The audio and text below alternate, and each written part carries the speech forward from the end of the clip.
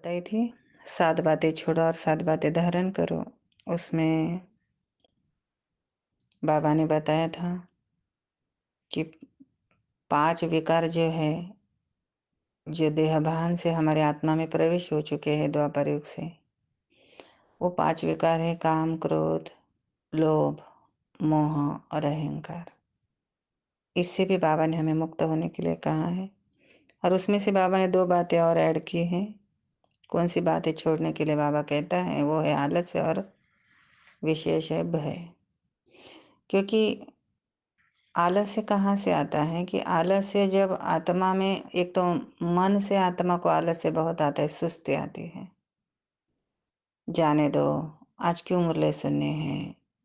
अंदर ही अंदर को आत्मा को फीलिंग आती है सुस्ती की कि मुझे नहीं सुनना है, आदि आदि। फिर उसमें एक आलस्य होता है शरीर से। शरीर की थकावट के कारण जो हम कर्म करते हैं, जो सोचते हैं, जो बोलते हैं, जो देखते हैं, बाहरी दुनिया का जो वातावरण का प्रभाव आत्मा पर पड़ जाता है, वो भी हमारे शरीर को कई बार आलस्य का रूप बन के आता है, सुस्ती का रूप बन के आता है। तो इससे बाबा कहता है जब हमें इन बातों को हम छोड़ेंगे, आलस्य को, आलस्य की परिभाषा को जान के छोड़ेंगे। दूसरा बाबा ने कहा था भय। भय किस बात का? वो भी मानसिक स्थिति से, मानसिक भय भी होता है, एक शारीरिक भय भी होता है। जैसे सोचते बोलते हैं उसका भी एक भय होता है अंदर ही अंदर, और एक होता है बाहरी दुनिया से डरना, संस्कारों से डरना, स्वभाव से डरना। ये सारे भय होते हैं। लेकिन परमात्मा कहते हैं ना, ये 7 बातें जब हमारे जीवन से हम छोड़ेंगे तो हम अपने लक्ष्य को प्राप्त कर सकते हैं।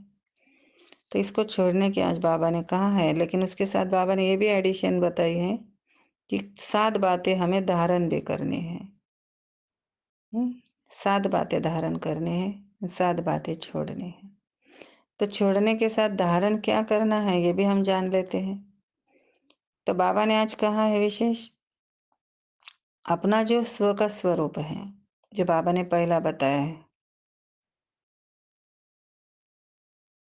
कि पहला बाबा ने बताया है स्वस्वरूप। स्वस्वरूप का अर्थ क्या होता है? स्वस्वरूप माना मेरा आत्मा का स्व का रूप क्या है, क्योंकि मैं तो वही आत्मा। स्व माना आत्मा। जब मैं आत्मा हूँ ही साइलेंस, तो मेरे अंदर कोई भी रूप का प्रभाव नहीं पड़ेगा। जैसे कि स्वभाव है, संकल्प है, सेंसेशन है, देहभान है, तो मैं अपने स्वस्वरूप में हूँ। तो मैं आत्मा अपने को जान गई हूँ, तो ये मेरा स्वस्वरूप में मैं आत्मा अपने को अनुभव करती हूँ। फिर बाबा ने उसके बाद ये धारण करने के लिए कहा स्वधर्म। स्वस्वरूप में टिकना माना निराकारी अवस्था में अपने आप को अनुभव करते रहना है कि मैं तो हूँ ही बिंदु आत्मा, तो मुझे कोई भी देहधारी के रूप का प्रभाव नहीं पड़ सकता। हाँ। और दूसरा बाबा ने कहा है स्वधर्म। अब स्व का धर्म क्या है आत्मा का? आत्मा तो ऑलरेडी शांत है। जब आत्मा स्वधर्म को जानती है कि मैं आत्मा का धर्म क्या है, शांत स्वरूप। आत्मा जब शांत स्वरूप के धर्म में, स्वधर्म में आती है, तो आत्मा के अंदर की जो आजू बाजू का भय है, डर है, चिंताएं है, वो आलस्य की स्थितियां है, वो क्या हो जाएगी? आत्मा की अशांत माना मर्ज हो जाएंगी। आत्मा में अशांति का स्वस्वरूप मर्ज हो जाएगा। इसीलिए बाबा कहता है अपना स्वधर्म में टिको। मैं हूँ ही शांत स्वरूप आत्मा, तो अशांति मुझ में आ नहीं सकती। तो स्वधर्म माना मैं शांत स्वरूप आत्मा। और स्वदेश, अभी स्वदेश माना आत्मा का स्व का जो देश है, आत्मा का रहने का स्थान है, वो है परम धाम, जहाँ से आत्मा इस धरा पर आई है पाठ पे करने के लिए, उसको कहते हैं स्वदेश। जब आत्मा परम धाम में रहती है तो अपने मूल संस्कार में है। मूल संस्कार माना कौन सा है? आत्मा का मूल संस्कार है उसका शांति का।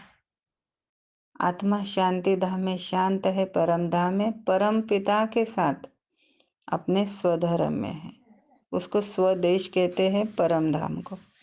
फिर बाबा ने कहा सुकर्म। कोई भी कर्म करते हुए कोई भी कर्म करते हुए मेरे अंदर देह भान ना हो। देह भान हो, देह की फीलिंग आना, व्यक्ति याद आना, वस्तु याद आना, ऐसे अनेक बातें हैं। उसका डेफिनेशन भी बहुत है। तो लेकिन बाबा कहते जब आत्मा अपने सुकर्म करती है तो कर्म करते हुए भी अपनी स्थिति व्यक्त में अव्यक्त, परम पिता के दिए हुए खजानों में खो जाना, बाबा की महिमा करते रहना। तो इसमें आत्मा अपना मन लगाएगी तो वो कर्म क्या हो जाएगा? सुकर्म हो जाएगा, विकर्म नहीं बनेगा।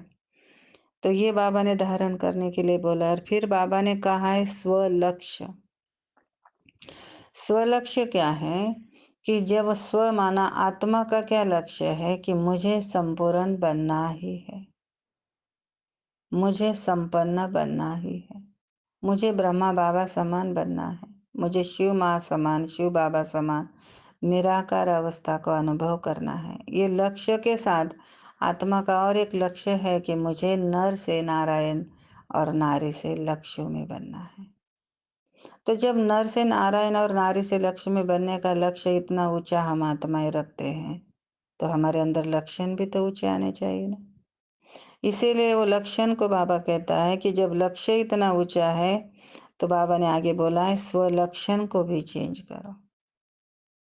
लक्ष्य मेरा है लक्ष्मी नारायण का और लक्षण है मुझ में आसुरी गुण है, आसुरी संस्कार है, देहभान है, तो हम वो लक्ष्य को प्राप्त नहीं कर सकते। लेकिन जब हमें वो लक्ष्य प्राप्त करना है तो पहले हमें आत्माओं को अपने लक्षण पर विशेष ध्यान देना है। और वो लक्षण है देह भान को गल करना, माना देह भान से निकल जाना। क्योंकि देह भान में आकर हम किसी पे क्रोध करते हैं, किसी पर गुस्सा करते हैं, कभी अहंकार आ जाता है, पोजीशन का अहंकार आ जाता है, कभी कामनाएं बढ़ जाती हैं ना। ये विकार भी तो प्रवेश करते हैं जब आत्मा अपने लक्षण पर विशेष ध्यान नहीं देती है। तो इसलिए बाबा ने वो 7 बातें छोड़ने के साथ ये 7 बातें धारण करना, माना स्वलक्ष्य के साथ स्वलक्षण भी चेंज करो। जो मेरे अंदर कमी कमजोरी है उसको निकालो। कमियां खामियां निकालेंगे तभी तो आत्मा के अंदर वो लक्षण आएंगे, तो वो लक्ष्य को प्राप्त कर सकती है। फिर बाबा ने कहा है लास्ट में स्वदर्शन चक्रधारी। अब स्वदर्शन चक्रधारी माना मेरे 5 स्वरूपों, आपको तो हम सबको पता ही है। स्वदर्शन चक्र माना मैं आत्मा ही तो हूँ परम धाम की रहने वाली। फिर मैं आत्मा ही तो हूँ पूज्य स्वरूप देवता बनने वाली। मैं ही तो आत्मा हूँ जो पुजारी बनी थी, अव्यभिचारी पूजा करती थी। जहाँ द्वापर में मैंने शिव की पूजा की तो वो एक पूजा एक के ही साथ रही, वही तो मैं ही तो आत्मा थी वो पुजारी।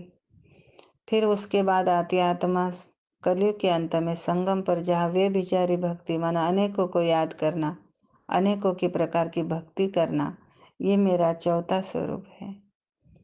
जिसमें मैंने भक्ति करते करते अपना चौथा स्वरूप माना ब्राह्मण स्वरूप, जहाँ बाबा ने मुझे अपना नया जन्म नया जीवन दिया है, वो है संगम युग, जिसमें मेरा ये चौथा ब्राह्मण स्वरूप है।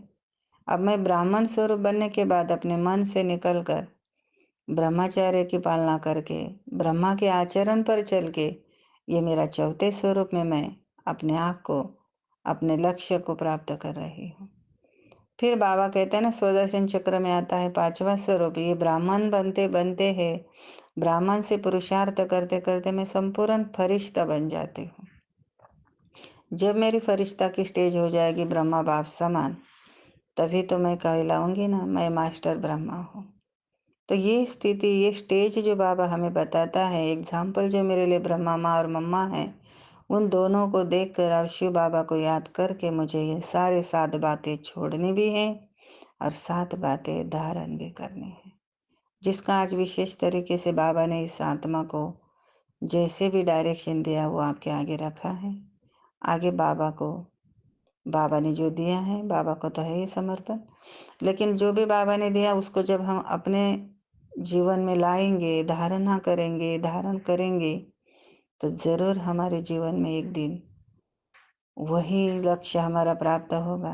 और हमारे जीवन में खुशियाँ, शांति सब हमें अपने नज़दीकी अनुभव होते रहेंगे। तो उसके लिए 7 बातें छोड़ो और 7 बातें धारण करो। जो बाबा ने कहा है आज उसको हम सभी धारण करेंगे। अच्छा, ओम शांति।